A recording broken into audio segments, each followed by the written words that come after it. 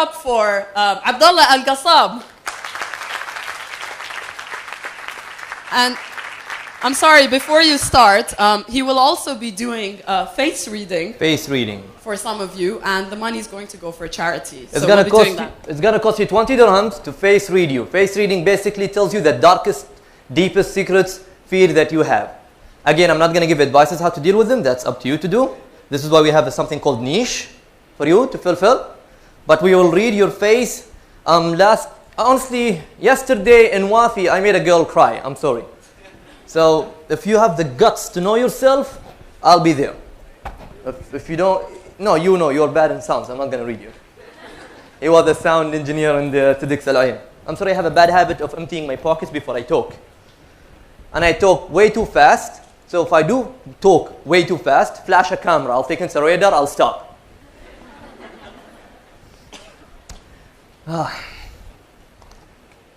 Abdullah Al-Qassab is my name. In English, it does not sound funny.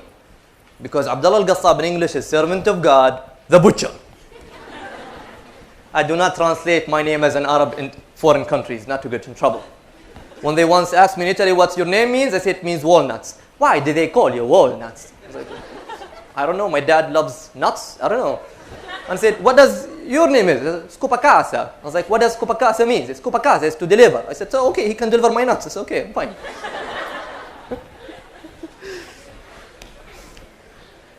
Abdullah Al-Qassab is a local guy, just like you. And I'm not going to talk about me. I'm not going to talk about what I do, nor what I like to do, nor what is my niche, nor what is my passion. I'm going to talk about a guy who made all your passion or niche be possible. I'm going to talk about a guy who God made him a reason that you guys are all here. I'm talking about a guy who God made him a reason you have higher cause of technology in Fujairah. I'm going to talk about a guy who God made him a reason for all those speakers to come today to talk about their passion to inspire you. I'm going to talk about the guy who lived all his life for you. Yes, there is a guy. Sadly, we listen to the media, and the media who knows absolutely, apparently nothing about the guy. This guy was born rich with a golden spoon in his mouth, mostly actually a diamond spoon in his mouth, from a very famous family. This guy, his dad got assassinated for the love of power and money. So this man, raised as an orphan in Al-Ain. Getting there? The name's popping? It will pop. Yeah? Now this man got raised in Al-Ain, watching all the tribal leaders fighting over camels. Camels, not only anything else, camels, fighting over wealth, killing each other.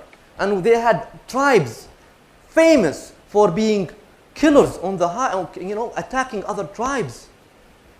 And that guy rose seeing that. And that guy was raised in Al-Ain. And the water was water owned only by the leaders and the family that rules.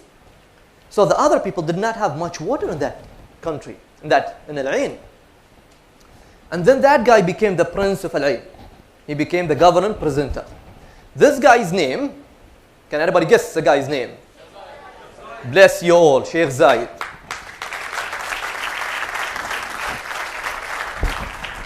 Well, that guy does not need your clap, by the way. That guy needs your prayers. Still, I'm a funny guy outside, but this talk is very serious for me. Now, this guy becomes the president of Al-Ain, yeah? Or the Sheikh of Al-Ain. And then he sees Al-Ain needs something. Those people need agriculture, need wealth, they need strength in their country. He has everything he wants. He got the water, he got all the best camels, and he had a female camel, Naqa, and her name was Ghazala. The Arabs would kill to ride up Ghazala. The only man who was lucky enough to ride that camel was Mubarak bin London, Wilfred Thizger, and all Arabs were amazed that Sheikh Zayed gave Mubarak bin London this camel to ride from Abu Dhabi all the way to Sharjah. And that Ghazala did it. So he has everything, the luxurious camels, the water, the land, the power, and the respect of all the Bedouins. He does not need to care for the people of Ain, does he now? But this guy says, Al-Ain people need the water for their agriculture. And then he gives his own share. Everybody else did not. He talked to the other sheikhs. They said, no, our water for us. Excuse me, go. He opened his share for everybody. And then he brought people from the Al-Awamir in Oman. He went all the way to the villages of Oman, brought the Awamir from there, some of the Awamir from there, to Al-Ain to open the canals of water, Al-Aflaj. Yeah, the canals of water, on his own money, for the people that he does not even know their names, for their own sake. And then people see Al-Ain rises up from the ashes, becoming famous in agriculture. And then the other Arab leaders build in and collaborate. And then Al-Ain becomes the capital of agriculture in that region. And then people are looking at it with greed. Before they were looking at it, no, it's just Al-Ain. That guy later on becomes the governor of Abu Dhabi.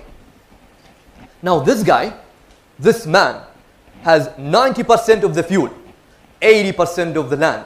Even Sheikh Sultan Al-Qasimi said in a documentary once, Sheikh Zayed had 6 of 7 of UAE. يمتلك 6 على 7 من الإمارات. يمتلك 6 على 7 من الإمارات. يمتلك 6 على 7 من الإمارات. Sheikh Sultan kept on repeating that for the audience.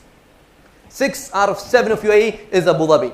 80% of the land, 90% of the fuel. He does not need Fujairah, he does not need Sharjah, he does not need Ras Al Khaimah. Does he? Nor Qatar, nor Bahrain. But Sheikh Zayed sits one day and says, Arabs should be united. It was in the early 60s where Arabs were losing wars. Egypt was filled with afyun and drugs. Arabs had that war in 1967, they're losing it. And people are just promises. Palestine is lost, the land is gone, all the Arabs' pride is going down the drain. And only what we had is promises, promises, promises. And Sheikh Zayed says, no, it's time to act. He travels to Qatar, he travels to Bahrain, he travels all around the rest of the 7 Emirates to unite us. Why? We'll know. Now, later on, he puts budget, because you want to make a conference, aren't you? You need a budget. You made this event, you need a budget, don't you? You need sponsors. Nobody wants to sponsor. Nobody's putting in the budget. He puts from his own money. 0.4 million pounds, 400,000 pounds. In the old days, in the 60s, how much is that? That's a fortune, and that's from his own pocket. So they will come and they will meet, and yet we don't know, are they agreeing or not? And that goes from the early 60s all the way to the 70s, 10 years, and he's just begging you to unite. 10 years, it's just unite, let's be strong. 10 years of his life, all what he wants is your benefit. And people don't get that yet, and he does say still. It goes from 0.4 million pounds all the way to 2,400,000 pounds. God. 2.4 million pounds in the old days. From his own pocket. So he had to make more money in his business to put it into people. The more God gave him, he gave to people.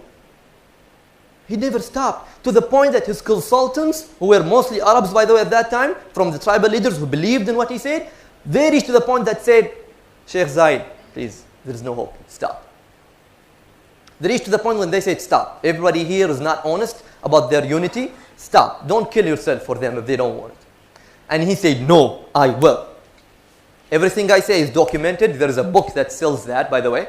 Everything I say is documented. He said, no, we will do this. I will unite the Arabs under one flag for their own good. And I will take no single dime as a profit for that. He gave up many things to unite. Yet, Bahrain and Qatar decide not to. Bahrain and Qatar, so we're still with 7 Emirates. An example of how hard it is. How long do you think it takes a drive from Abu Dhabi to Fujairah? If I'm going to meet you guys. 2.5 from Dubai or from Abu Dhabi? It took me 4 hours, I don't know why. So, well, 2 hours. If it was a local guy, it will be 40 minutes, 12,000 dirhams and 24 points. You know how long it took Sheikh Zayed? Bear in your mind, it will be a convoy of 4 or 5 cars. Bear in your mind, it was 60 years ago, in the heat. Bear in your mind, there is no AC in the car. There is no MP3 player in the car. There is no suspension in the car. It was a metal box on 4 wheels. That's it. That was the Land Rover in the old days. And if one car breaks down, the rest of the 5 will wait until that car is out. If that car gets stuck in the sand, the other cars will wait and work out to get it out. You know how long it took Sheikh Zayed to reach here? 12 hours straight. 12 hours. 12 hours talking to them before it in 2-3 days is go to Fujairah. And they know 4 cars, how many times we will stop Zayed? No, we will go to Fujairah. We want them to unite. Why? They need to. Why? I'll tell you later. Why? I'll tell you later. Let's go.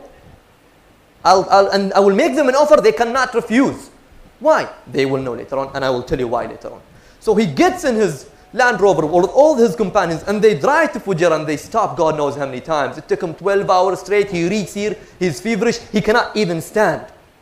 Imagine you're that tired. 12 hours straight. How many times those cars stopped? How many times his followers say, Zayed, khalas, we are getting tired. He says, no, we will move on. How many times he needed to motivate himself and his friends and still keep up high spirit to reach Fujairah. Can you imagine how hard that was? Did you ever thought of that? And then he reached here, Fujairah, this city where TEDx is happening today. And he offers you this. He says, unite with me and I'll build you free schools. Unite with me, I'll build you free hospitals. Unite with me, I'll pave those roads. Unite with me, I'll build masjids for you to pray. Unite with me and I'll light up those streets so you'll go pray. Not in darkness, but in pure, beautiful light. Unite with me, I'll send your children abroad. They will study and they will come back. Unite with me, I'll feed your orphans. As I'm being an orphan, I know how orphans feel, he will say. I will feed your orphans. I will feed your widows. I'll feed your old seniors. I will feed the new married. Not from the new government budget, no. From my own pocket. We all know Shu'un, don't we? It's from his own pocket. His own budget. Why, Zayed? Honestly, why? There was no fuel in Fujairah. There was no fuel in Ras Al Khaimah. Sharjah in the old days had some gas, and Dubai some oil rigs in the sea, and that was it. But yet it was not to his own pocket. Again, why would he drive all that for you? What did we do in back? He did not wait for a payback. Yet, after 30, 40 years of unity, we do those national parades on the road. And the streets are more dirtier than they were before, and a municipality cleaner comes and cleans it. That is not real love, my brothers and sisters. That is not real love, that's fake. Don't just go to that parade and make it dirty. Get up in the morning, go clean.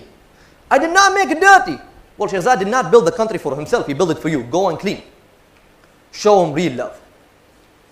Why? But why? Again, why? He had one answer. His niche was you, me, all of us. That was his niche. It's people getting enough to live safely. No more bloodshed. I saw bloodshed in my own family. I don't want to see bloodshed around people.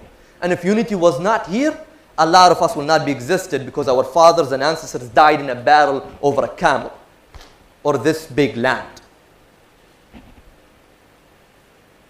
Find your niche today.